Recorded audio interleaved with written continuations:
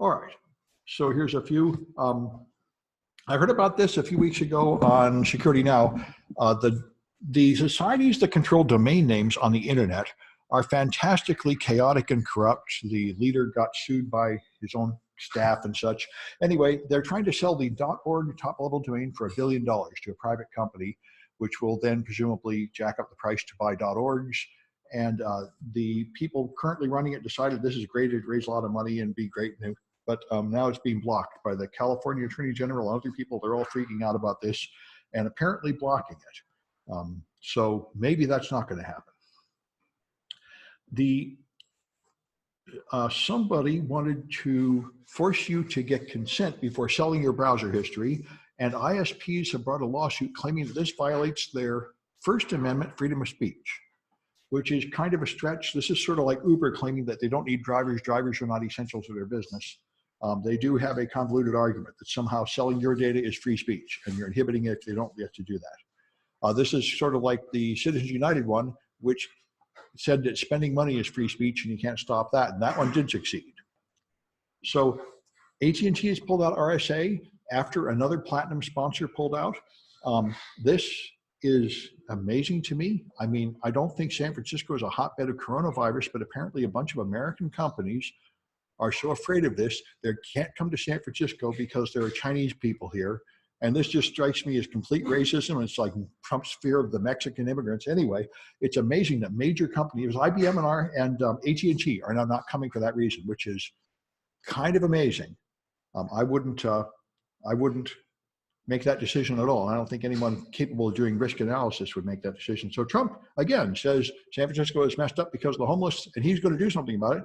And man, if he did that, that would make him popular, but I don't think he actually plans to do anything. But if he did, that would be great. Anyway, so see if I can get rid of this junk. There we are.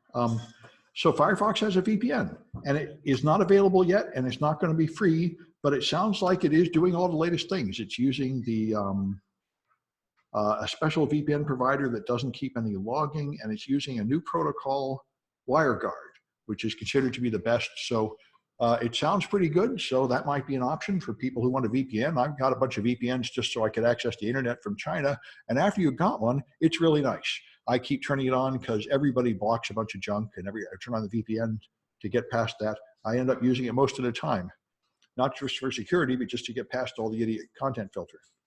So after last night, someone changed on Wikipedia and said Mike Bloomberg died yesterday, killed by Elizabeth Warren, which is a pretty good way to describe what happened. Wikipedia changed it to a more exact sentence, saying he was humiliated by Elizabeth Warren at the debate, but it was pretty funny. Anyway, so USC is going to do what we're doing here, is going to give free tuition to anybody who is poor, under $80,000, and your house no longer counts towards the total. So it used to be that owning a home meant you had to pay tuition, now not. So we'll see how that works out.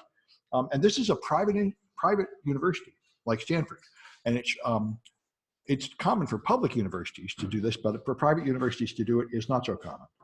Anyway, that might be fun. Let's see what this chat message says. Can see your news, no substance to debates. Oh, well, I don't know about that. Anyway, that could be. Anyway, so in case you haven't heard about this, medical systems are fantastically insecure. There's a whole movement called I Am the Cavalry of Security Experts securing them. And one of the many things they found that half their Windows systems still have RDP vulns that should have been patched like a year or more ago.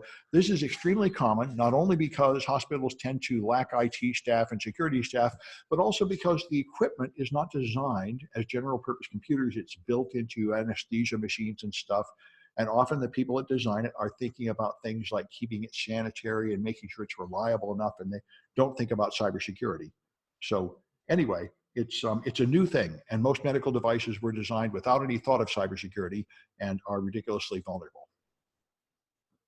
Microsoft has announced this thing called threat protection and insider risk management. And the insider part is the interesting part there. They're going to announce this at RSA.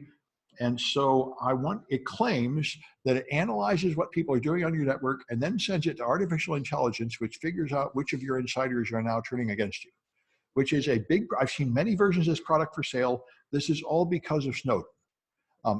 After Snowden leaked all those secrets, every military commander and every corporate leader went to their security team and said, how do you know that one of our staff isn't secretly putting our data on WikiLeaks? And the answer is, you don't know.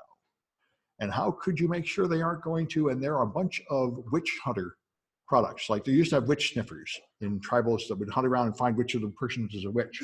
So there are various products. Now Microsoft has one that claim to somehow deduce which of your employees is disloyal.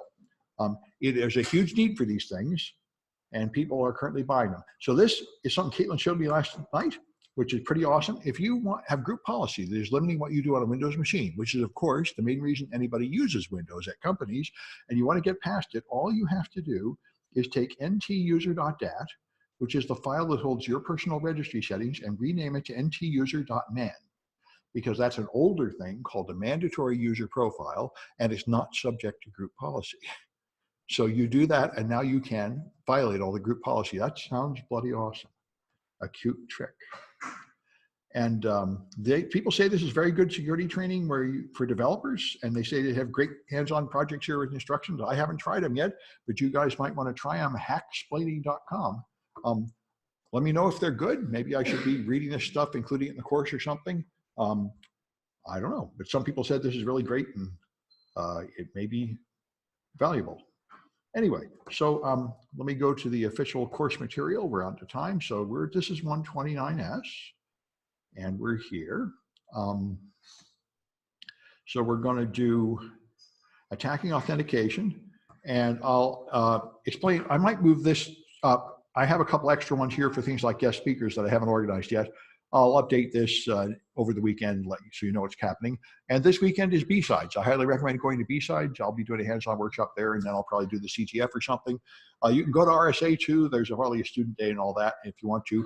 I find B-Sides to be far more valuable, but both of them are worth extra credit. Go to them, and I guess you can catch the coronavirus at RSA. That seems to be a popular belief.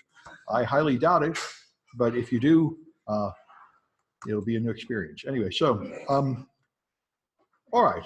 So let's take a look at that stuff here, which is attacking authentication. Authentication is extremely important. And then I wrote the first API project where you can start using API with Postman. I'm doing a lot more of that this semester in both this class and 128, because I really want to start securing APIs.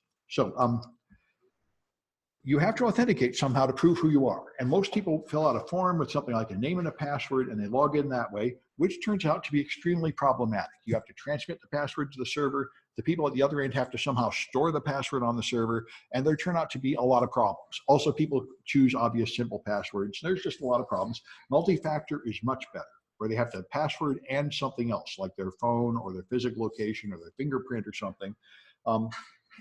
SSL certificates are quite useful, and that's what the military is, I think, supposed to be moving for. The military announced about 4 years ago the Army is going to get rid of passwords entirely.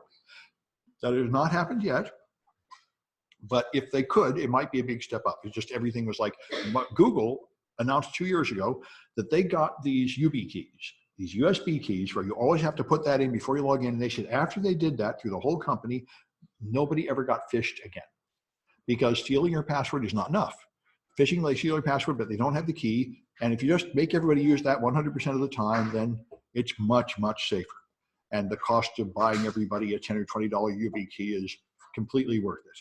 Anyway, so we'll talk about these other techniques. There's a few ones, Windows integrated systems, where your Windows login automatically goes to a server, and those are used only inside Active Directory domain environments. In principle, they could be used on the internet, but in practice, nobody uses them that way. So this is the most common one. You buy these RSA tokens, or you get a common access card from the government, some kind of object, which is used as a second thing to have. Yeah. Yeah. What's that? Oh, whoa, here. Okay. All right. Let's see what this is.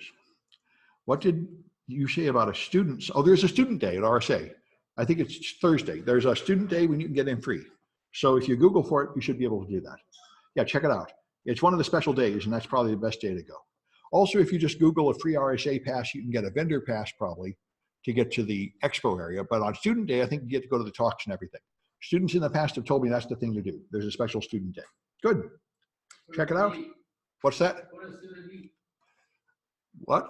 What does student need? Student ID, I think. Something to prove that you're really a student is all. What's that? Resume and your current classes. Resume and your current classes. Okay. And how do you prove your current classes? You have to print it out. You print out something. Okay, great. Thanks. You send it to them. Okay, good. Thank you. Good. So you did it. Good. Yes. Good. Yeah, to do that if you haven't done it. RSA is worth going to once, maybe more if you like it. I don't like it much. I thought B-Side's much better. But anyway, go to one or the other. They're right here in town. You should totally take advantage of this opportunity to learn more about what's happening in security. And it's worth extra credit if you go. After you go, let me know which one you went to and how many days, and I'll give you extra credit for that. Good. Anyway, so your to authenticate over HTTP, there was basic authentication as a really old system that just packs your name and password into a base 64 encoded blob. So it's not encrypted at all and sent over the internet. The only reason to encode it this way is because you can't just look at it and see your password. And there must have been some time when they actually thought that was going to fool somebody. Then there's digest, which does, I think, an MD5 hash or something like that of it. And then there's Windows integrated. Those are the ones that use NTLM logins and Kerberos to go up there. Those are simple ones. Basic authentication is still used sometimes, but it's not very common anymore. And then there's third-party authentication sources. This is actually a really good idea. Most people, if you start a small business, you rapidly discover that having a list of passwords that you have to store somewhere and some kind of login code you have to write is a huge burden, and you'd rather not bother. And your customers don't really want to make another account for whatever your service is, so you just use a third party.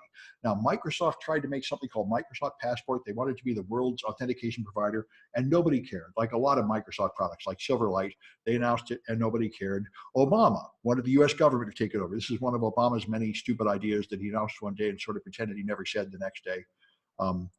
He said he was going to make a national internet ID and the government would handle all your passwords. He said, people have to remember like 15 passwords. I'm going to save you from that with the government. And everyone said, are you out of your mind? The government is in no way secure enough to be trusted like this. So this never even happened. It was Obama's proposal. This is the way the world really is. Everybody uses Facebook. Facebook is essentially the authentication provider for the whole world. If not that, they use LinkedIn or Twitter, but mostly it's Facebook. And you can totally do this. And I'm trying to get this set up for an API test. I tried to set up commercial APIs. Now, the projects I wrote that I'll show you later uses the Hackathon API just to get started. But then I'm going to move to public things like GitHub and Twitter and Facebook. However, Twitter will no longer let you have an API key.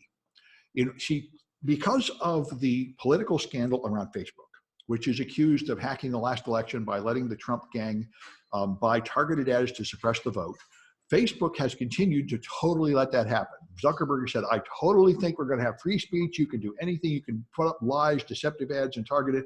We're not going to limit political speech in any way on Facebook. And he's holding to that, which is making him very, very unpopular. Everybody hates him because everybody thinks that they're going to benefit by censoring political speech on the internet, which I think is very unwise. But anyway, Facebook is determined not to do that. So you can still get a Facebook API key easily. But Twitter said they're not going to have any political ads at all. And then they won't let anybody have an API key anymore. I signed up. If you try to get an API key, you have to write an essay explaining to them exactly what you're going to do and then wait for someone to grade it. So it has not been ruled yet whether I'm moral enough to get one. And I guess it won't be clear whether you people are moral enough to get one. And somebody's reading that stuff. And this, by the way, is an interesting thing for security. This is called security theater. It's the same thing as the TSA. The TSA makes you take off your shoes and stand in a line, and that is all fake. None of it accomplishes anything. They test it regularly by trying to sneak a gun onto a plane, and the success rate is 98%. 98% of the time they can get a gun onto a plane right through all that. So that does not prevent anything. The only purpose of that is to make it look like something has been done. Because after 9/11, the airline industry was in trouble. People would not fly planes, and so the US government put in a system to make people feel better to get back on the plane. And that's what Twitter has done. Obviously, no one is going to write in that essay, I am a Russian bot here to hack the election, and then they'll say no and give me an API key. So making me write an essay and deciding from the essay whether I'm really worthy is pointless, but it makes people feel like something has been done. And this is not a small thing. You have to do this. You have to comfort your customers. Uber did the same thing.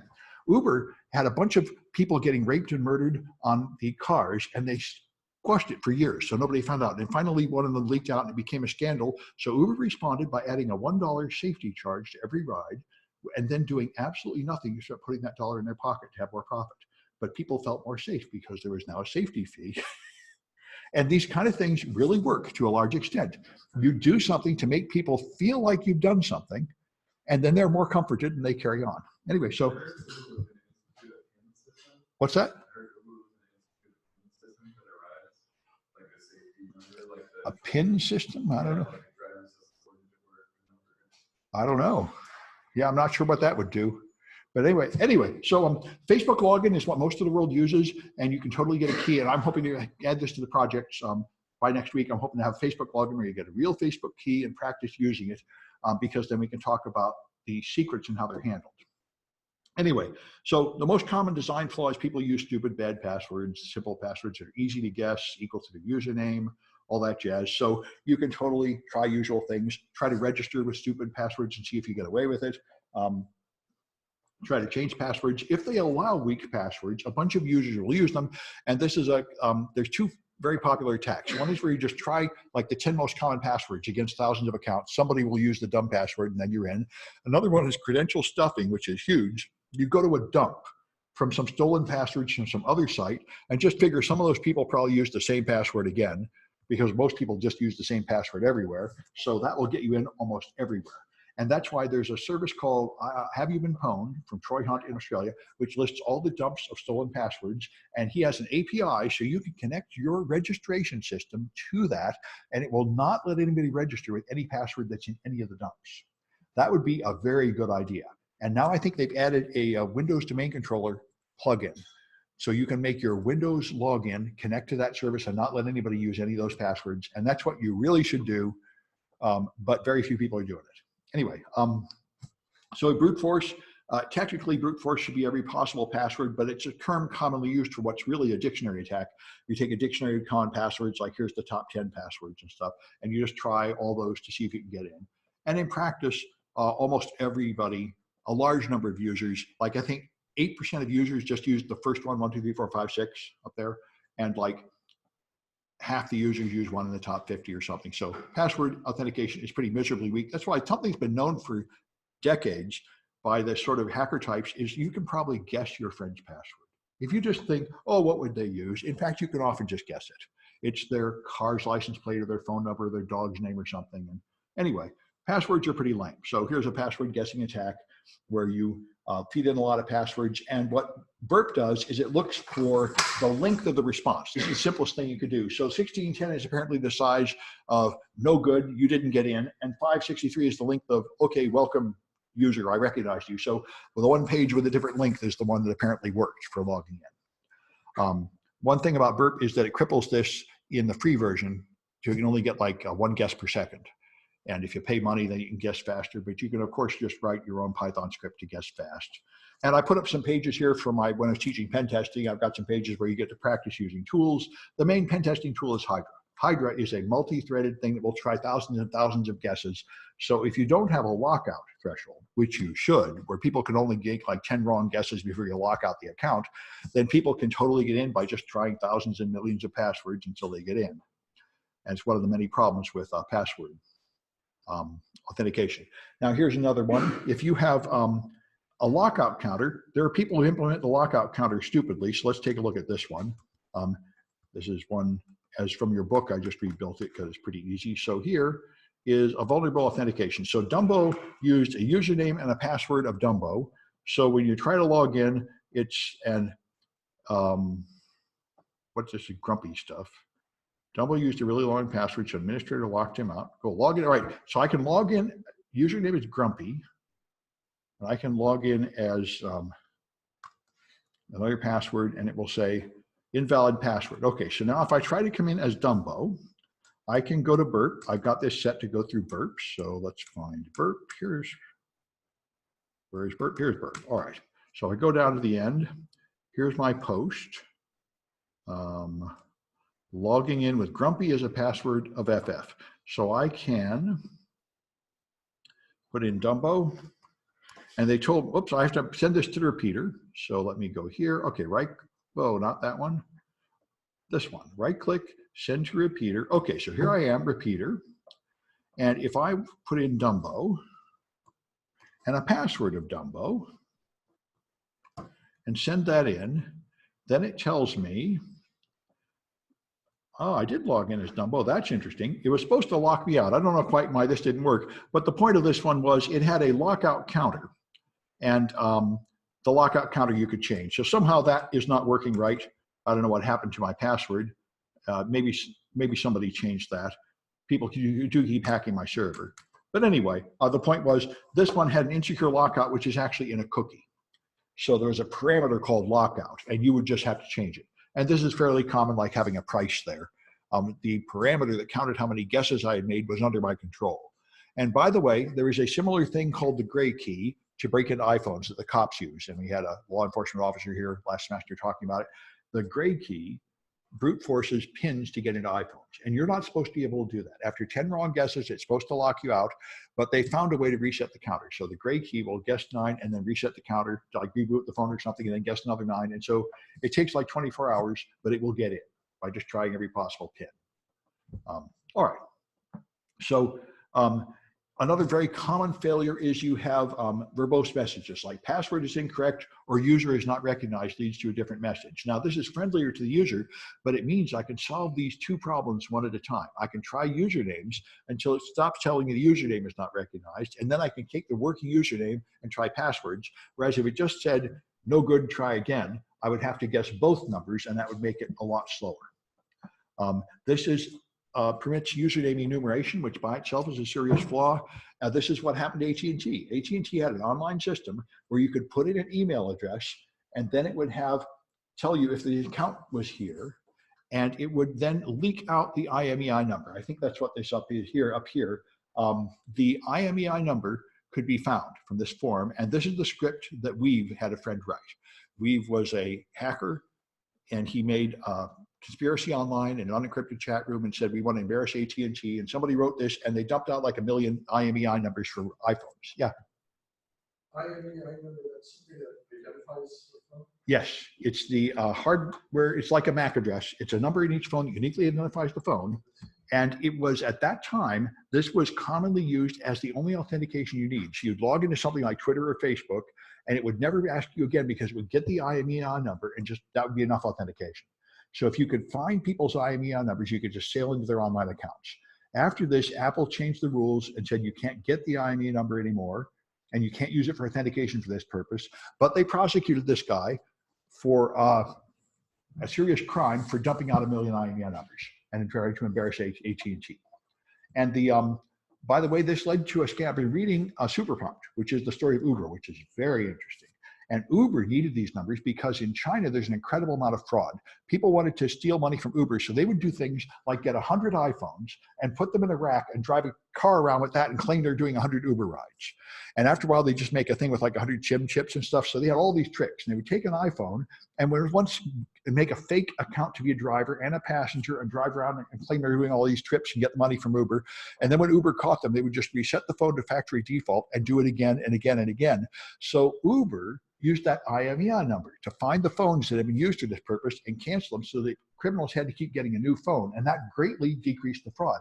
And then Apple blocked access to the IMEI number. So Uber made, as they usually do, the highly risky and unethical decision. They've used a third-party software product that would hack through Apple's defenses and find the IMEI number, which was specifically forbidden by Apple. And then they got caught by the Apple inspection team. And Uber said, this is really risky because if Apple actually throws us out of the App Store, our whole business is shot. And that, anyway, he had to like go seriously apologize to the head of the Apple Store and promise to knock it off and not do it again and all that. Anyway, but that is a problem for everybody. That the same thing, this is why Vladimir Putin said there should be a unique number on every computer and we should always know who's saying everything on the internet. All the problems on the internet come from anonymity, and you could say that. The reason people do spam and viruses and everything is because they can hide who they are. And if you ended all anonymity, then some of those problems might go down. But anyway, currently, there is no hardware from your device that is sent to anybody, although there are indirect ways to fingerprint it. So anyway, username enumeration is not as bad as finding a password, but it can be used for a lot of things. This is why you'll get emails saying, I have detected you doing illegal things. Here's your username. You're an account at this company. You better pay up or something. And if they can actually put in a few true facts, like a password stolen from one of these dumps, then they'll convince you that they really are somebody's team and you have to respond. Often they make mistakes. Like when you try to log in, if the username is wrong, you'll get a slightly different error message than if the password is wrong. So even if they didn't intend to tell you that, you can tell, and Burp has a compare tab to compare two pages and try to highlight every difference so you can see if there's any subtle difference. So I tried it in Hackathon, and on the comparer, I found there was no difference. The only difference was the actual username was different, logging in as two different accounts. So anyway, it's Hackathon didn't have this mistake, but it's a fairly common mistake. Anyway, I've got a few Kahoots about that. And I think I can open Kahoots even, I've made this trust Burp. So I think I can go to Kahoot even through the proxy. Neat. So we can watch the Kahoot API actually. Let's take a look at the Kahoot login while we're here. I just did a Kahoot login and I wonder how it works. Let's just take a little quick look here. Here's create Kahoot. It's REST. This is representational state transfer. REST. This is the Kahoot get. And it's got an authorization here, which is all that garbage, and a referrer down there. And here's the cookie and amplitude. Okay, that looks like pretty common. And here's looks like perhaps the login, a post, event pricing page scene. Yeah. This is the content distribution network. Here's the create. Here's the amplitude.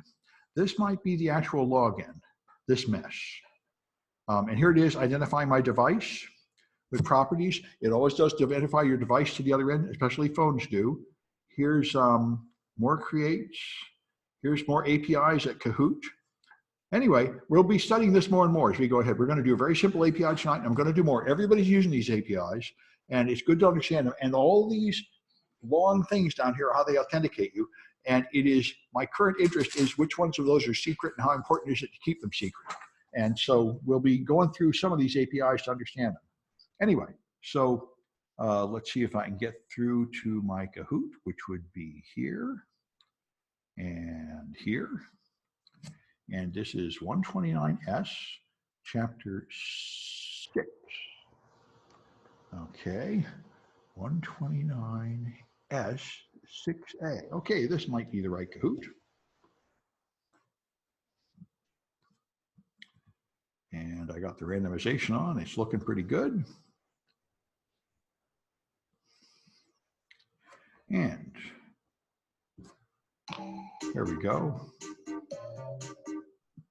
Ooh, there's a lot of these.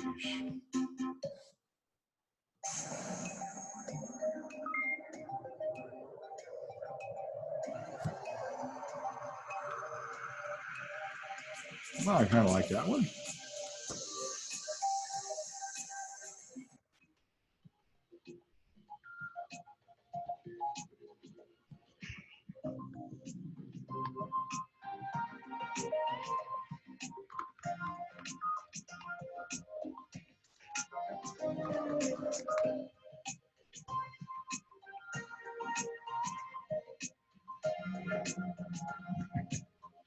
I like it. Give it a few more seconds. Guess Caitlin didn't make it. Instead we got 8 Kate. Okay. Nop is good. We don't have like not Kirk or anything. So I'll give it a few more seconds.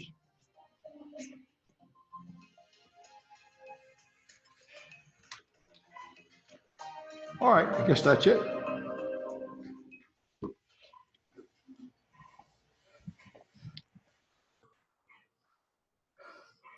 All right, what did Obama propose?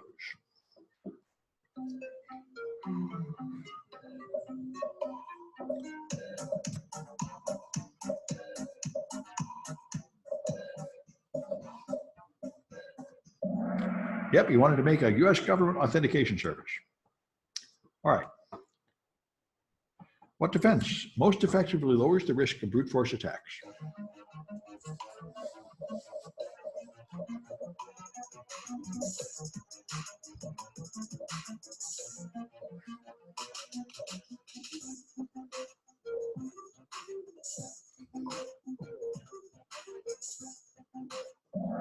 Yep, lockout counters are the best. They just don't let people make so many wrong guesses.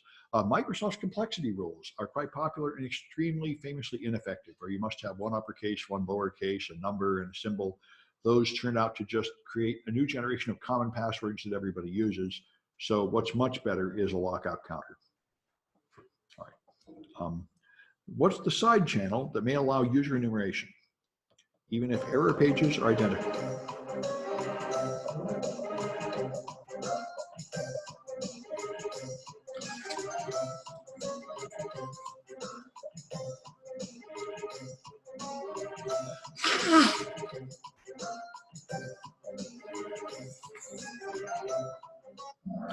Timing, this is often the case with encryption also.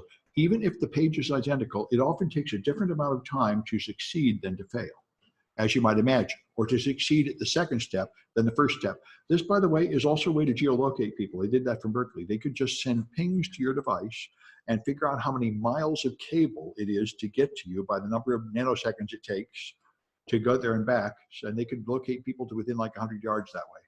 There's a lot of information in network traffic beyond just the decoded bits that can be used for these things. Anyway, and what's the most common form of authentication?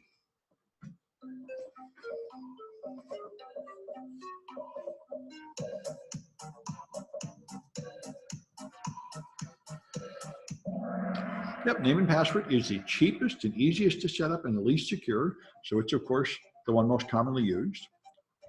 All right. Your mom, I'm suspecting that's not a real name. Just had a wild guess. Zoe sounds like a real name. And Bob Kaufman also sounds like a real name. All right. So, all right. Let's go back to here and talk about some more of this stuff, and then I'm going to get to a demonstration later. And there's a chat message coming in. Perhaps someone is coming out of the closet. Nope. Don't RT ping times depend a lot on routing distances? In principle, they can. So you're actually getting the total miles of cable. So if the routing is an indirect path, you're not getting the straight line path, but they were able to identify people pretty well with this technique. Yep, it's a good point. It's not as simple as like direct line distance, but you can actually guess the routing in most cases. Most of the time, routing doesn't really deviate very far from the obvious path. Anyway, so you can steal credentials during transmission. People can pick up your traffic on the same wireless network or on the backbone or at your ISP or the router. So if your stuff is not encrypted, then anybody can sniff it at any of those places. Now, even if you're sending it with HTTPS, there are a bunch of vulnerabilities still there. For example, if your credentials are in a query string, they're going to be in server logs and browser history. And a lot of people pass through insecure steps. They either move it into the query string at a redirect, or they let you have an unencrypted page, which then redirects to an encrypted page. So you can intercept it while it's unencrypted and not redirect it and make it stay unencrypted, and people won't know. Although in the past year or so, browsers have began to update to actually warn you if you're logging in on an unencrypted page. And some of them now put up a warning every time you go to any insecure page, which is a good idea, because even a page that has no logins on it, if it's unencrypted, it's a security risk, because I can load JavaScript, I can modify it and add script into the page and you wouldn't know. So really you shouldn't go anywhere except HTTPS pages. And you may have noticed I'm trying to update all my projects to use HTTPS pages for everything, because HTTP is pretty much going the way of the dodo bird for this reason. It's just unsafe to use for any purpose, really. And that's why I thought Apple was on the right track when they announced in 2017 that they blocked all HTTP on the iPhone, and I was not pleased to discover that that is not true. But it's a good idea if they would do it. Somehow they have not really done it, but they pretended to do it. Anyway, then there's cookies, of course, which you talked about. Your cookies can be stolen if you don't use HTTPS, and then, of course, they can be reused. Here's cross-site scripting, which we'll be playing more with later, but I put up a couple demos just so you can see some of the examples. So here's the classic cross-site scripting. You have a message here, and when you go to the page, it prints error foo, just prints that message. And anytime something that came from the user appears on the page, you have a chance of a scripting vulnerability. So one common, the way you typically test it is with this kind of data. When you put in a script that will pop up an alert box, it pops up the alert box, and that means you have cross-site scripting vulnerability. I can inject script on the page, which executes in my browser. And so I can do more clean, more good fun with that. Let's see if I can get this to go back somewhere. Good. All right. So I can go here. Here's some more demos. So this one is just going to pop up a box saying it's a vulnerability. This one's going to pop up the cookie. This won't go away even when I click OK. What's going on here? There. Oh, because all right. Then this one will pop up the cookie, or used to. Looks like something is, yeah. It's just very slow. All right. And yeah. I mean, this looks to me like what we were doing earlier with injection Yeah. of various sorts. So why is the term cross-site used? They call it cross-site scripting because a script runs in a different context than the developer intended it to. So normally it's on a different site, but here it's just coming from the user running script, but it should only be coming from the developer. That's all. It just means a script runs in a context that was not expected. I agree. This reflected cross-site scripting is actually only happening on one So site. I create a script and it's running. Right. Now, if the developer creates the script, that is okay. But if somebody else is running a script, that is a security flaw. Okay. Somebody unauthorized is able to add active content to the code. That means somebody else is able to execute code in somebody's machine, which is pretty bad. Yeah, anyway, so this is the one, another version of the one you've seen before. This sends the cookie to a remote log, and it shows up there.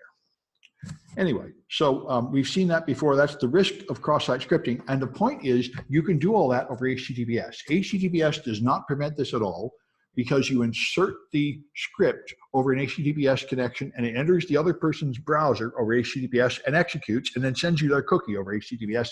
So encryption doesn't prevent this kind of attack. And so that's why there was an online voting system I was talking about in the last class that was accused of being insecure in 2018, and they defended themselves by doing a Qualys SSL test of their HTTPS certificate that said their certificate was up to date with a good strong key. They said, there, that makes us secure. And this is in fact a common myth, that if you have a HTTPS, that makes you secure, because that's what the S means. And all it does is stop sniffing attacks. It doesn't stop these active attacks where you run code at the other end, which steals things. Anyway, that's why security is so tough. You lock one door, but there are other doors, and it's hard to find them all and lock them all. Another big issue is password change functionality. If you have users that are going to keep forgetting their passwords, so you have to have some way to change them, and that often is a problem because you often find ways to change a password without really proving that you know the first password. That is a fairly common mistake. So you should be making sure that they really have the existing password. By the way, often you can use the password change system to brute force the passwords, because even if they have a lockout on the original login, where 10 failed logins will let you out, they often don't put a login on the password change system, where it asks you for your old password and the new password, and then it says, oh, the old password is wrong. And often you can try a million of those old passwords there. This is the kind of thing that typically happens. Some page that is not in the normal flow of events lacks these controls. So this is the right decision tree. Identify the user, validate the existing password, then check for lockout, then check to make sure these other things. And you have to be careful that all these steps are done correctly and there are not logic flaws. We were talking last night in the Android class about there are apps that will let you jump to a page that lets you change the password. This happened, I think, on Samsung phones. You could go to the password change page without passing through the page that made sure you knew the old password. So you could just change somebody's password and get in without knowing the original password. And that kind of thing happens fairly often. All right. And forgotten password is the weakest link. This is how they hacked Sarah Palin's account a while back, and everybody, Yahoo and Gmail and everybody has some kind of I forgot my password page. And then you have to answer some really simple question like, what's your mother's maiden name? And you get a password reset request.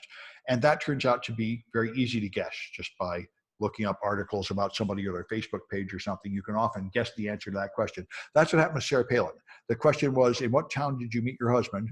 And on her known biography, you could find out what town she grew up in, and he met her husband in high school, and you could easily figure out the answer to that question. So they got in her account.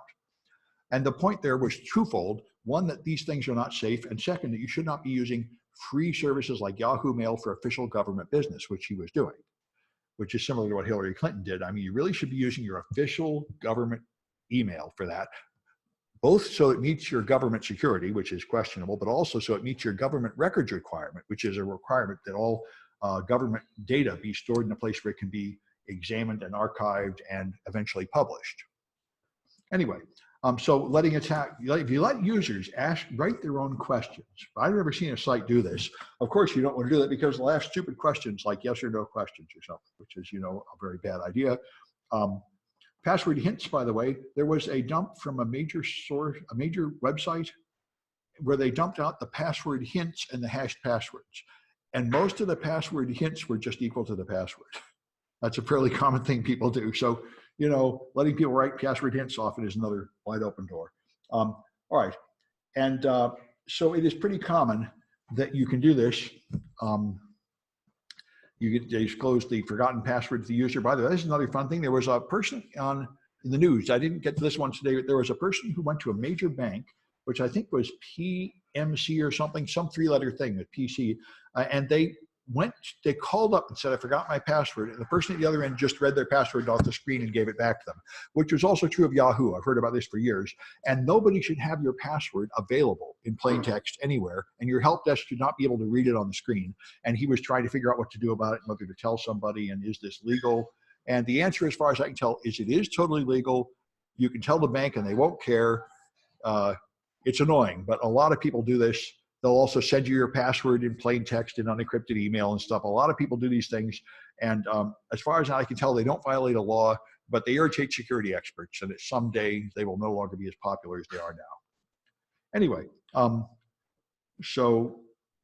apps allow a password reset. Another thing you should do, every time you do a password reset, you should email the user and say, hey, you just reset your password. In case somebody else reset your password, you might like to know that. Google does this. Google even has a spot in Gmail where you can see like who's been logged in. It shows the history of who's been logging in and where they were. So you can see if anybody is logging in that wasn't me, which is a really good idea. A lot of sites don't have that, but that's very handy.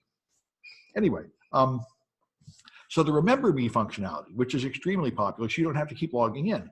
This will somehow record who you are, usually in the form of a cookie or something. So sometimes it'll be a simple cookie, like a sequential cookie. That's a terrible thing because I can just try sequential numbers until I hit it. If they encrypt it or something, then it can be stolen by stealing your machine, stealing your phone, putting malware on your device, using cross-site scripting. And if I somehow steal your cookie, I'm in. And as I did a lot of this at DEF CON a few years ago, a stolen cookie is worse than a stolen password. Because even when you change your password, I can still get in with the old stolen cookie for about half of the online websites I tested. The old cookie stays valid forever, which is pretty rude. A logout really ought to invalidate all current cookies, and in many websites, it does not. Anyway, sometimes your help desk people can get in your account in various ways, and sometimes this is in a hidden field or some hidden function like impersonate user. And you can guess that. And this is one way to get a backdoor where you access the administrator's ability to impersonate a user. Also, this is true. And by the way, this is apparently true of OpenSSH on the iPhone. It truncates passwords to 8 characters. Tom came over and saw me logging into my iPhone with the password not Alpine. And he said, you don't need to put the last letter in that. By the way, this was true of Windows 98. It only looked at the first 7 characters of your password. You could type any garbage after that and it didn't care. It's true of a lot of services. They do foolish things like this. Anyway, all right. And Hotmail only did it up to 16. This is a very bad sign. This means they're doing something like storing it in plain text, because if they were hashing it, it wouldn't matter how long it was. This strongly implies that they're storing it in plain text and that they're complete idiots. Anyway, sometimes you can have non-unique usernames. This is in fact true of Phil's Coffee. I tried it. And you can make 2 accounts with the same email address. And you can have different passwords and log in the different accounts, and you can change the passwords to be the same. And now you can only get in one and the other one is now inaccessible.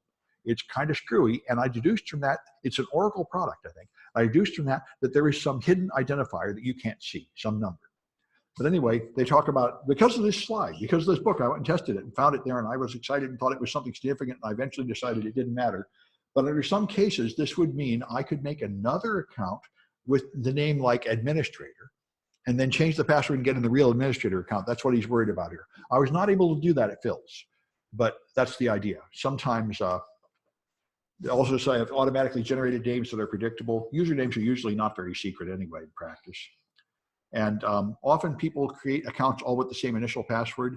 I think they might have changed it now. For a long time, student accounts at this college, where your password was just your birthday, your PIN. And so it would be pretty easy to guess that. I think it's something better now, isn't it, with the new RAM ID system? Did you guys have all the same initial password or something? Hopefully not. It's better now. What does it do? They email you a password, or you make you choose? How does it start? They just let us set up the password now. But how do they know who you are the first time? So that means I can go into anybody's account that hasn't used it yet. And I don't know. yeah, that's what I wondered what they do. Did they change your password? Yeah, you can go in once. The first time it's your birthday, and then you have to change it, right? So I just have to find somebody new. Change it something different from the first one. Right. But that means all I have to do is like find somebody that hasn't used it yet. But after you change it, you change it back. Yeah. Anyway. Oh, you could change it back. Yeah. Anyway, so. Yeah, multiple changes. So after a couple of times. Yeah. You can get it back. Yeah. Yeah. Anyway, so then a lot of people distribute the passwords by email or SMS or something. And that's the thing. This happened to Facebook. The activation URL is predictable, so you can get on other people's accounts. But this is very common. This is why a lot of people don't like SMS-based two-factor authentication, because if I can put malware on your phone, I can totally seal the SMS and the rest. So that's how a lot of banking Trojans work. But still, it's more work than just stealing passwords. So any kind of two-factor is better than one-factor, but SMS is the weakest form of two-factor. All right. And so I got another set of cahoots, which is 6B. Let's see how these go. All right.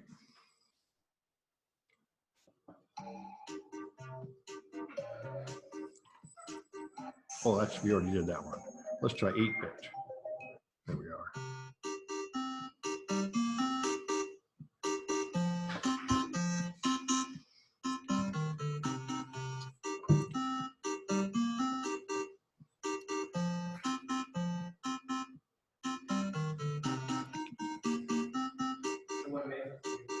What's that? Oh, someone messaged me on here? Thank you.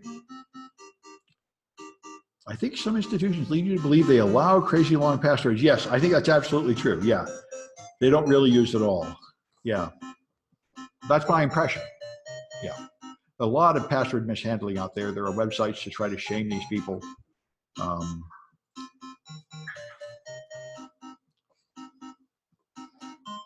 Not a lot of luck really doing anything about it. Something's illegal here. No phones, no 18s. Yeah, okay.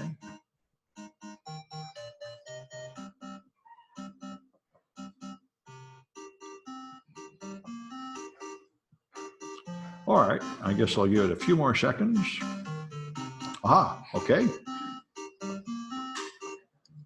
See if there's any more coming in.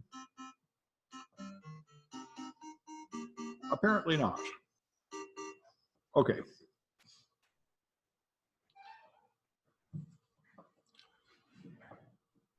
So which one is a simple persistent cookie?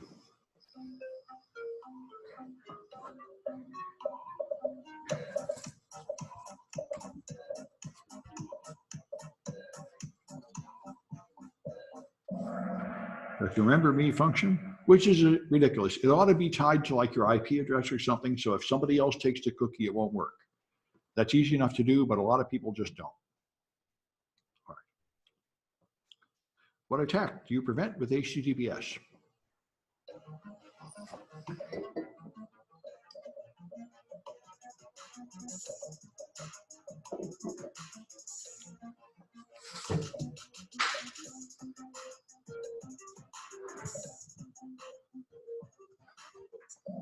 Okay, eavesdropping is the only one. All the rest of that stuff still works. All right, which one is often insecure because it doesn't validate the fields in the correct order?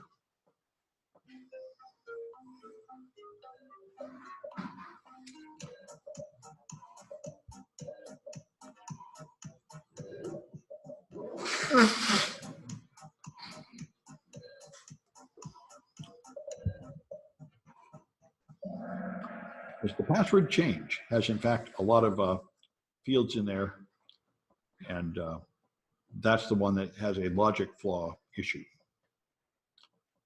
Switch functionality may be implanted with a backdoor password that works for all accounts. That's one way you implement it.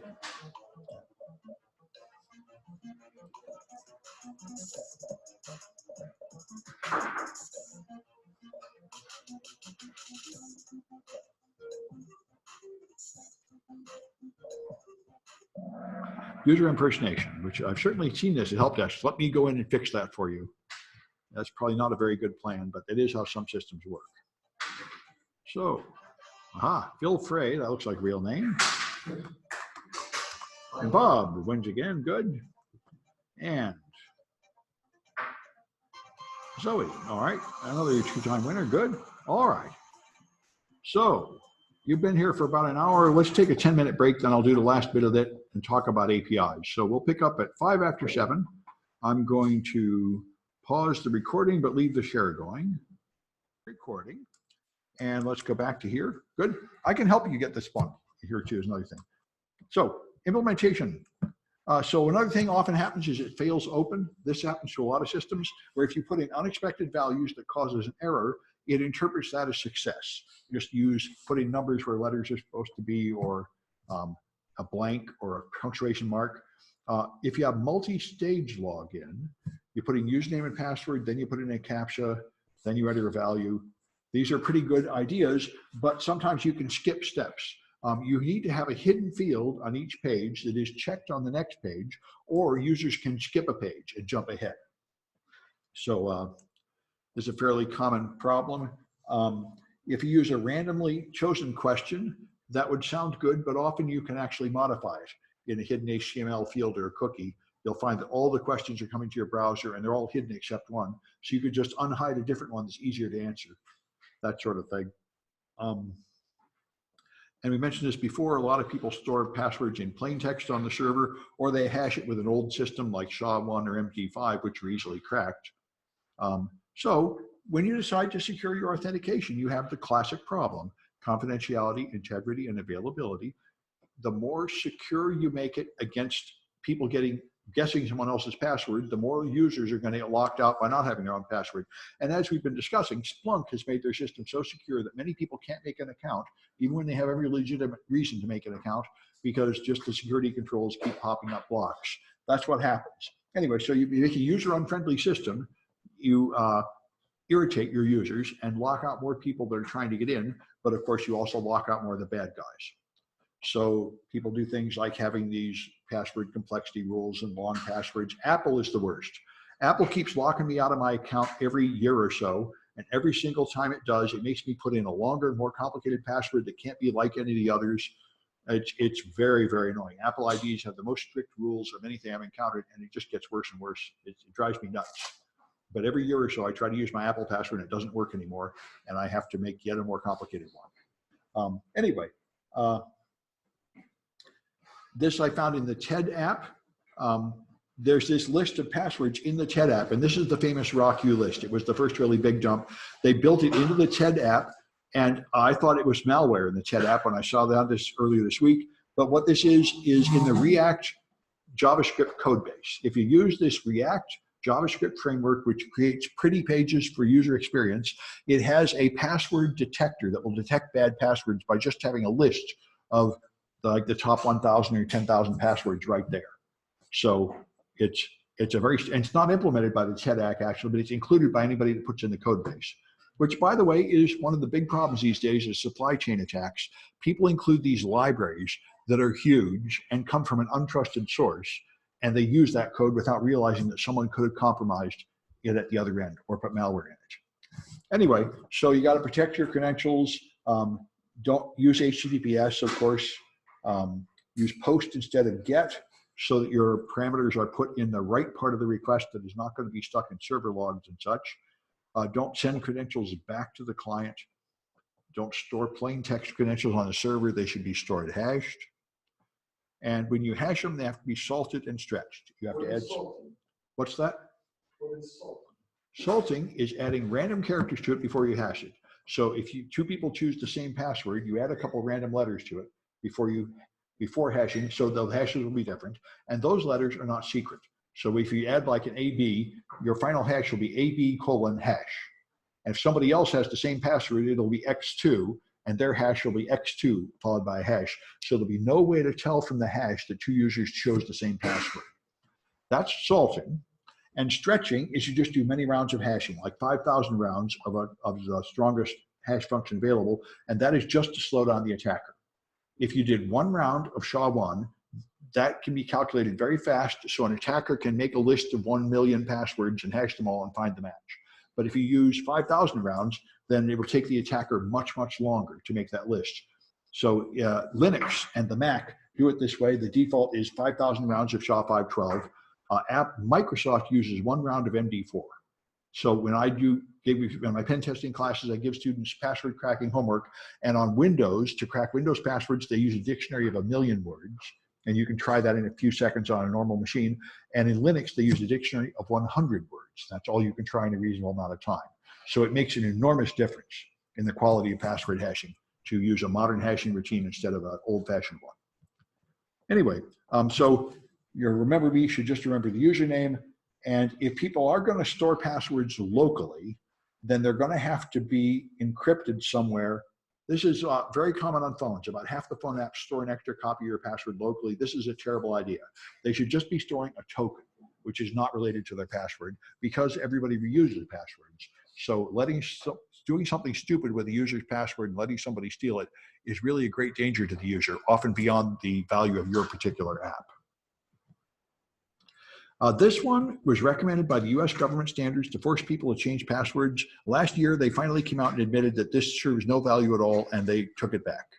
All this does is irritate the end user and force them to put their password somewhere stupid like a Post-it, and doesn't make anything more secure. I never understood what the point of this is. If you change your password every 90 days, this means it's okay for the attacker to use it for 90 days, and somehow it's after that, you're going to change it and they'll be locked out.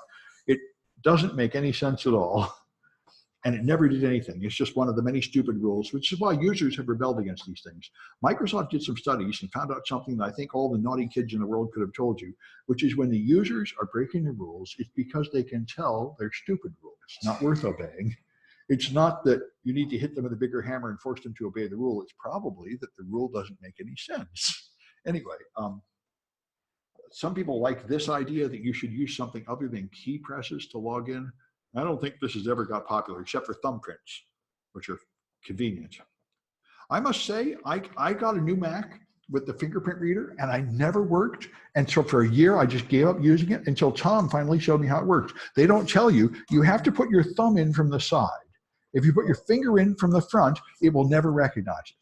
Well, nobody told me that, so I just gave up on the damn thing. I thought it was broken, because I tried it 10 times and it would lock me out until I just gave up everything. It only works if you put your thumb in from the side.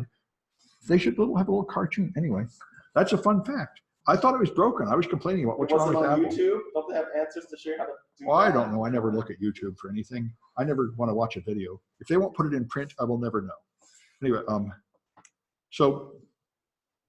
all right, anyway, case sensitivity should matter. This is, Microsoft did this.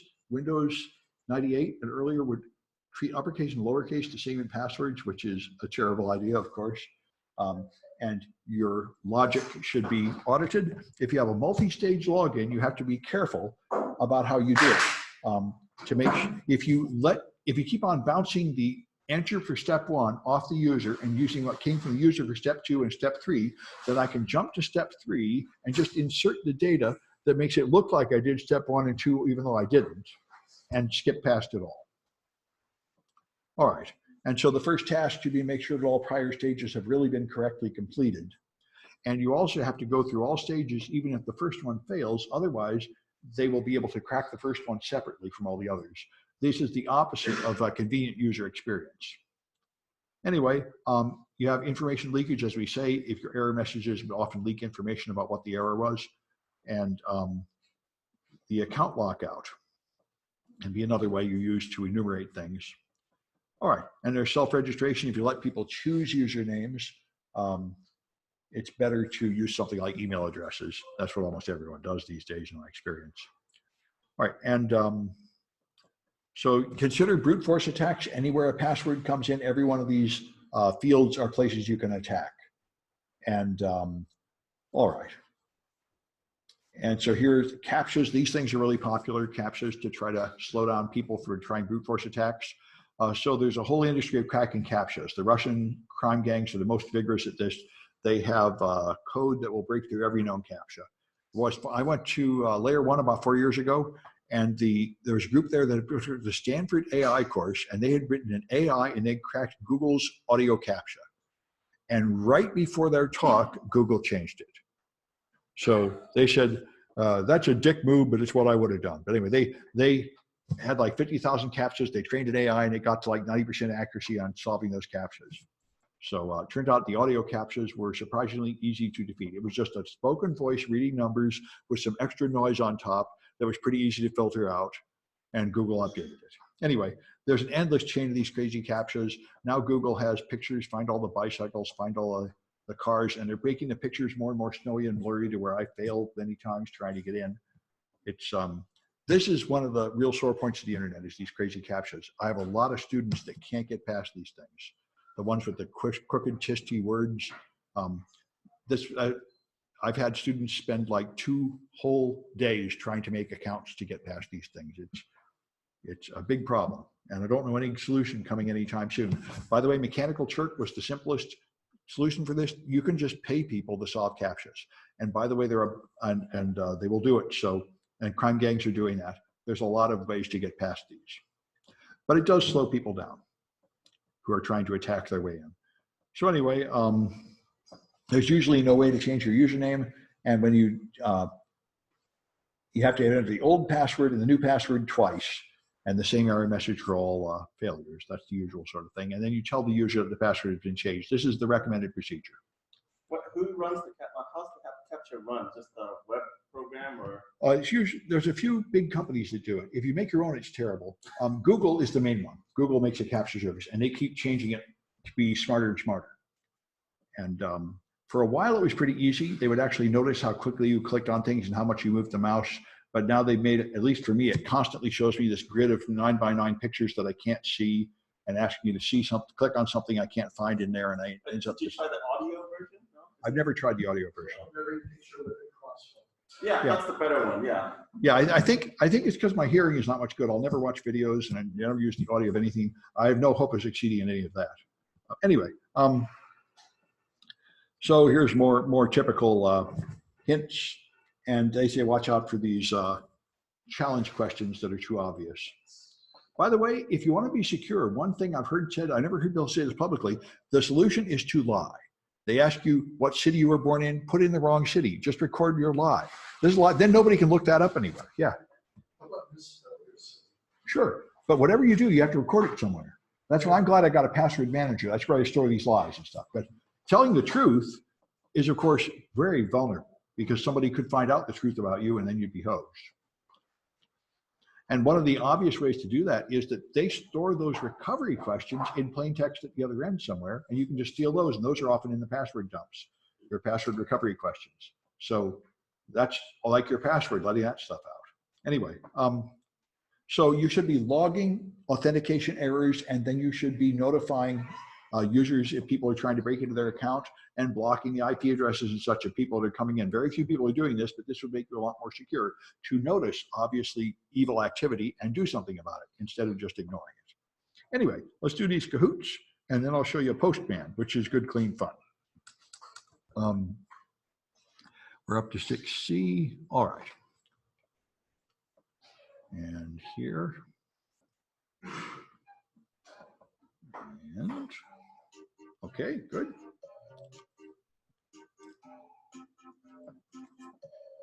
You're up to 7 digits already.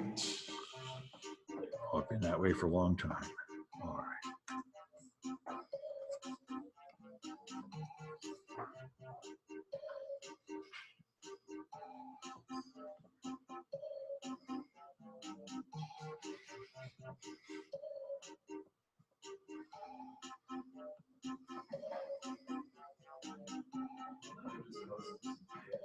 What's that?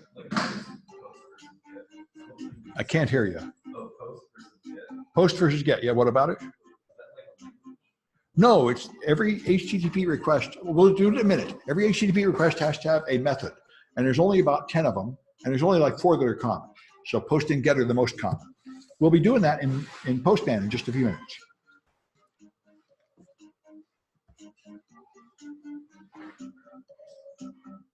All right, we had 17, so I'll wait a few more seconds and see if this, aha, I thought so.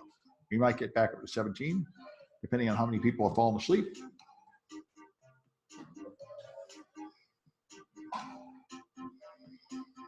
I'll give it a few more seconds. All right, I guess it's 16. What's that? There are 3 less people watching your feed from Oh. class on Zoom. Oh, you can see it from there? Yeah. Neat, okay. Anyway, good. Well, let's carry on. So, which functions use auto-generated usernames? I don't think anybody does this.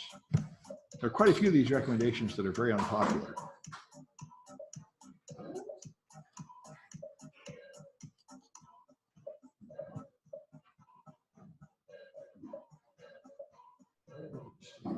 He wants to use automatically generated usernames to make it harder to guess usernames, which would of course be more secure, but very annoying, and nobody does that. Everybody lets you use your email address or something.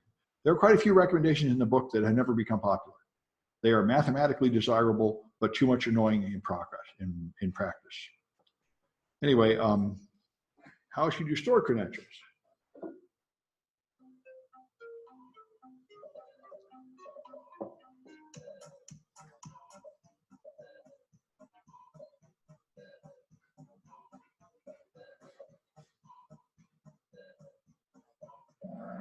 Yep, that's what's recommended, hashed, salted, and stretched.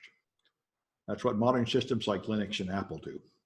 All right. What will happen if you fail at the first stage in a multi-stage process of login?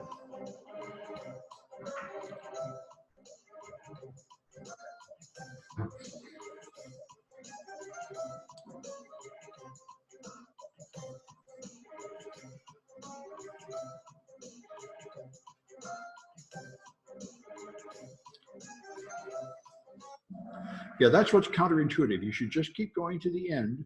So when they fail, they do not know which step failed. That's less helpful to the user, but much more secure.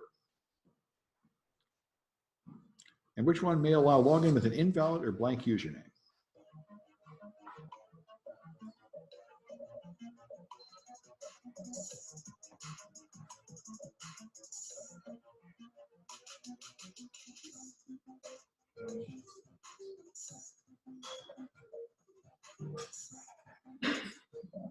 That's fail open when an error leads to interpreting as a successful login. All right, so Zoe wins every time. Good. And Phil has won twice. And Hades is not going to get their points unless they come out of the closet. All right, so I saw a chat message, lead page. Let's see what the chat message says. I am Hades. Ed, okay, good. Ed would be the most likely. Okay, good. And I will now talk about Postman. I'm just going to stop for a second to get power.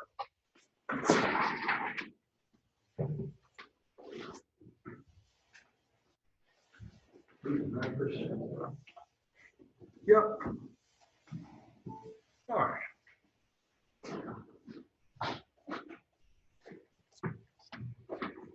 So I've written a new project and I made it extra credit because I figured there was already enough required projects, but I think it's good. So 129S, students told me years ago about Postman and I finally got motivated enough to do it. So it's down here, project W300.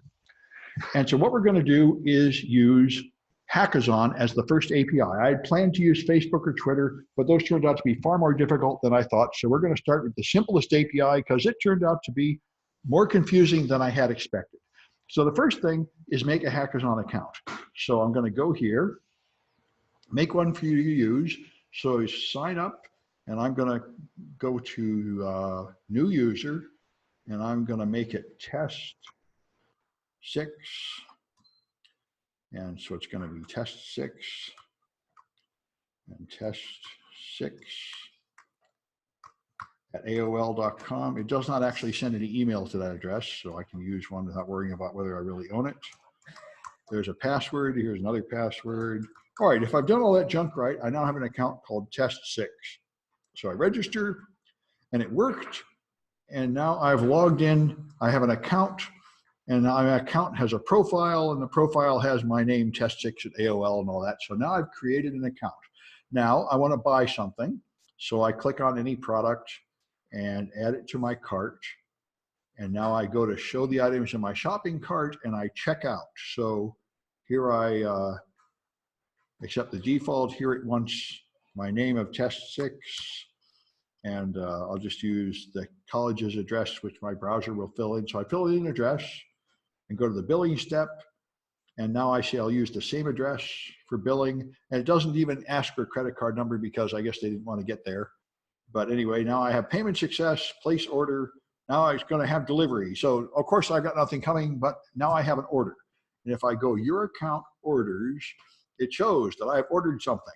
And if I click this order number, it shows that I bought something and it cost $33. So that's it. I've been through the whole payment process, and I now have an order which is being shipped to me. That's what I want. And now that's how you do it in the browser. And we're going to do it with the API, which is how a mobile app would do it. And that's what we want to investigate here. So we're going to use Postman, which is the standard tool developers use to develop APIs. This is a fantastic tool. I want to somehow get a clean one. New request. There we are. I have no idea what this garbage is. Okay, blast. I don't want to save anything. Cancel, escape. Okay. I don't know how to clean this board. I'm just going to go back to get. All right. And so let me follow my instructions. Let me just try closing Postman and starting it again to see if that cleans out the old stuff. There must be some way to get a fresh start without the old junk left in it, but I may not know how to do that. Okay, that seemed to do it. Just closing the thing entirely and coming back made it more or less normal. It still remembers my old browser history, but that's all right. So you get Postman, and now I want to create a request, and I ended up here. So I can now do a GET request. This is, you're building an HTTP request. So you have the verbs here. The most common ones are get and get and post, but you also have things like put and patch and delete and copy. Those are the HTTP methods. Usually people do use only get and post for normal browsing, but APIs often use the other ones like patch and put. So I can get stuff. So the first thing I want to do is just get the raw page, https hackathons.s.samsclass.info. So I get rid of all this junk and I load the raw page with send. And this sends a request and just loads the HTML of the page. This is just what your browser does, an unauthenticated request. And you can tell it's unauthenticated because if you change this to preview, then it will show you the way it looks in a browser. Now, this doesn't look as pretty as the normal Hackathon page because this is a single request and that gets you the HTML, but you don't get the images or the cascading style sheets. So you're seeing sort of raw data here. But if you scroll to the bottom of this page, you'll see, please log in. So that is how you can tell I have not logged in. Now in my browser, I've logged into my account, but this request from Postman has not authenticated at all yet. And that's, of course, the main issue I'm interested in is how authentication works in APIs, because that's where the security issues come up. Now, there is a page which specifies the Hackathon API here. And this is fantastically bad. API documentation tends to be mind-boggling and frustrating. And the Hackathon API documentation is even worse than usual. They don't tell you very much at all. They assume you already know a lot about APIs. So you can try to read this and figure it out if you like. It took me like 2 days of trial and error to translate these opaque instructions into getting anything that works. So I asked what they're trying to say here. They say this, like right here, they say, you can use basic authentication. End of story. That is not true at all. The only thing you can do with basic authentication is authenticate once to this special place and then get a token, and you must use token after that. They tell you apparently the opposite here, but that is not true. That held me up for a while. So this is what you must do. In order to use Postman, you must first authenticate, and let me find my instructions, which are somewhere here. All right, you must go to that address ending in API and auth, and then you must send in your username and password. So you go here with a get, and a get is fine, but I have to add API auth here, which is typically what you do. The API URL is different than the URL that a browser puts in. So now this is the authentication URL. Now to authenticate, I have to go to the authentication tab here, and now I can, that says authorization, not authentication. But anyway, it should say authentication. But anyway, now I'm going to use basic authentication, which is the oldest technique. And you can put a username and password here. So I made mine test6 and my password. All right, so now I put in the name and password here, and I can preview the request if you like, so you can see what basic authentication looks like. And the preview of the request will fill in the headers here. And all it did was add this header, authorization. Wait, there's a token. Let's get rid of that. That's left over from before, and that's left over from before. There should be a basic authentication token, and it looks like something bad has happened here. Basic auth, username, password, preview request, request headers were updated. Where is it? It says 3, authorization. All right. Because I've practiced this project before, it's got this old junk here. There must be some way to delete it. There. Oh, good. That's how you delete it. Okay. So now I've deleted it. There we are. Down here is what it did. It's all in this almost invisible black font. Authorization, basic, and that garbage is there. Let me see if I can possibly make it bigger. I've more or less, that's what basic authentication looks like. DZVGZ. What this is username : password run through base64. That's all it is. That's why I say it's not very secure, and you could do it yourself in Python or with online base64, but this tool does it for you. And it's going to send that to the server.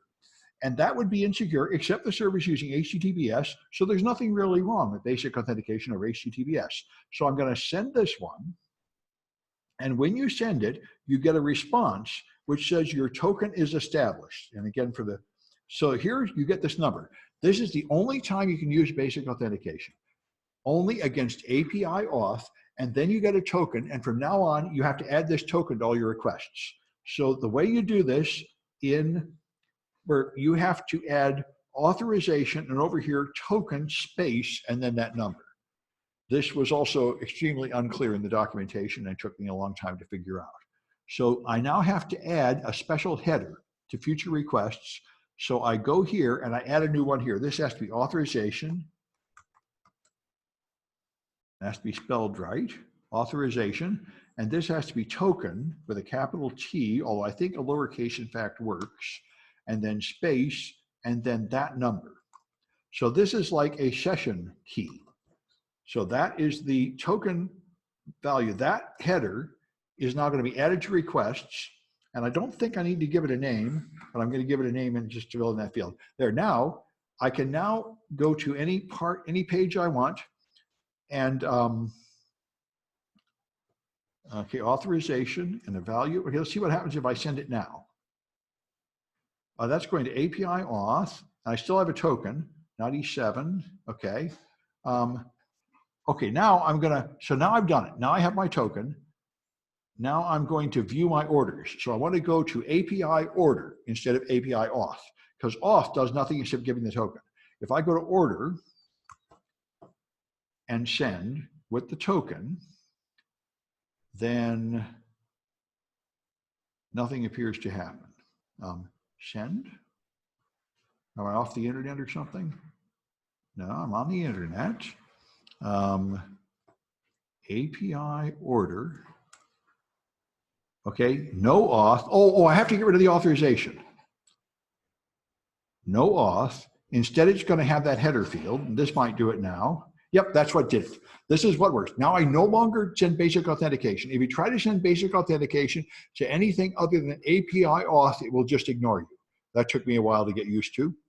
You must send the token. Now it's recognized me and it's now sent me a bunch of data. This is the customer's profile. Test 6 and got their email and stuff. This is why people do this.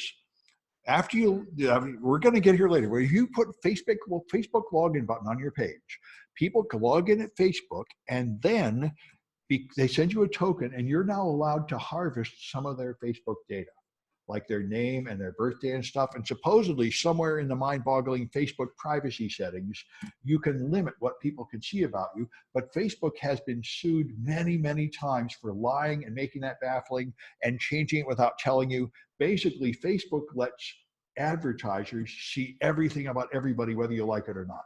And they keep getting busted for this. And Hackathon is doing the same thing. So now that I have sent in name and password, I'm allowed to do things. And so I've now got the profile for this user. And I think if I make it pretty, it looks a little better. So I have their name and comment and all this jazz. Now this, what I'm seeing is the orders for this. So this customer has one order because I just ordered a product. So it has the time and date and wire transfer and a customer ID and so on. So that's the information about the order I made. Now, since I have their name and password and this token authenticates me as that user, I can now add another order. So all I have to do is duplicate all that information and send it in XML. So I'm going to start with this one and I'm going to modify it so it'll work. I have to make it correct for that user though. So I'm going to put this in a text editor. Okay, and this is what you'll have to do. You have to start from my example and then modify it. Right now it's 7:38, which is like 19. So this is a later time, 1940, let's say. Okay, the user is in fact test 6 and the email is test 6. And I think I put 6 here. In fact, I think it was test and 6 is what I put in. And I can find out by going to Postman. Down here, it is test. First name is test 6 and last name is null. Okay, that's interesting. I thought I put something else in, but that's all right. Test 6 null, test 6 at AOL. My customer ID is 244. And so, okay, now I have put in, this is the modified XML. What I'm going to do is make another order from the API. So I'm going to need this stuff in a minute. And here's what you have to do. You have to go to a post and then set content type to application XML, keep this token, which is your authorization, and then in the body, you put in all that junk. So it's post instead of get. And I have to down here in the body, that's the response. Then here's the authorization. Here's the headers. I have to add another header here, which is content type application XML.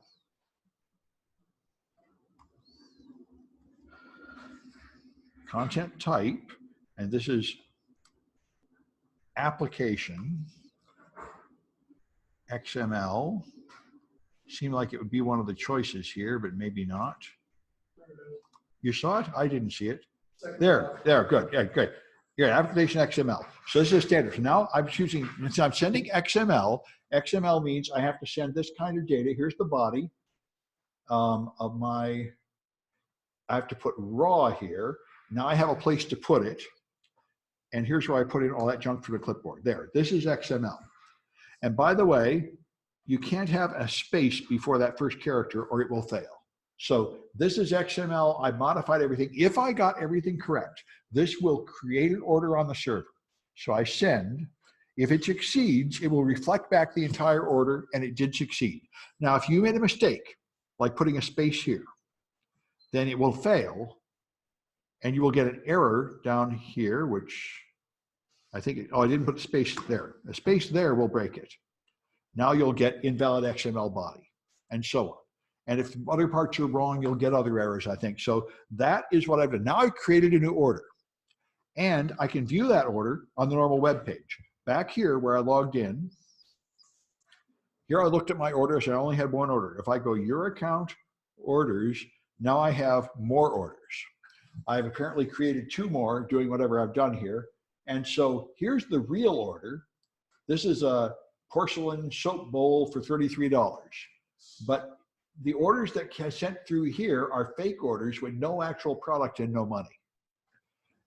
In principle, I could have sent that stuff up there too, but I didn't bother. So anyway, the point is I was able to submit an order, and if you could dope out more of their baffling instructions, you could figure out how to like change an address and reship items to you and everything. And the only thing you need is that token. So this is the simplest kind of API. One token gives you total control. Facebook and other things are much more complicated. There's the administrator token, there's the user token to get full control of one user account. There's this third-party login token where you're a third-party advertiser and you only have some things you can do and other things you can't do, and those are all different. So it's I'm hoping to get there in future projects, but this was enough to get us started. So you have your first use of Postman and an API, and then I'm planning to go GitHub. Apparently will let you use their API easily without a bunch of nonsense, and Facebook will. Twitter seems to lock theirs up so I can't get in, but I'll try and find a few of these public ones and we'll practice with them. And then we will talk about how to fool them and forge them. By the way, this is all vulnerable. You can totally do all sorts of attacks against this, and we may add that part, but that is really kind of a duplication of what we've already done. You can do cross-site scripting, SQL injection, and things like that here. But that's not the main issue. We've already covered that kind of thing. I'm really interested in the API testing, and there is an API testing framework from OWASP, and I'm planning to go through it more. I have in my Android hacking course, I showed them last night, I have about 50 apps that are revealing tokens. And so I'm hoping to analyze these APIs and then send them Bowne reports and tell them, here's what you did, here's what you should have done. But I can't do that until I thoroughly understand exactly what those tokens mean, because those tokens might in fact be harmless. And some of them are. The most common token I found in apps was a token which I'm pretty sure is just to dump crash logs to Crashlytics. And it really is not a problem to reveal that token because there's nothing I could do but send an unnecessary crash dump to you. And that's not much of anything to worry about. But I'm pretty sure some of those people are leaking me tokens that would totally let me put tweets on their Twitter page and post on their Facebook page and stuff like that. And I do want to warn them about that and get them to fix that if I can prove that that's really what those tokens mean. Anyway, so that's what I wanted to show you, and there'll be more of this coming. API testing is really valuable, and it's a relatively new area. And Postman is the #1 tool used by API designers to practice. So it's good to get good at using Postman. So any questions about anything? I'm going to stop the recording. I'll leave the share going.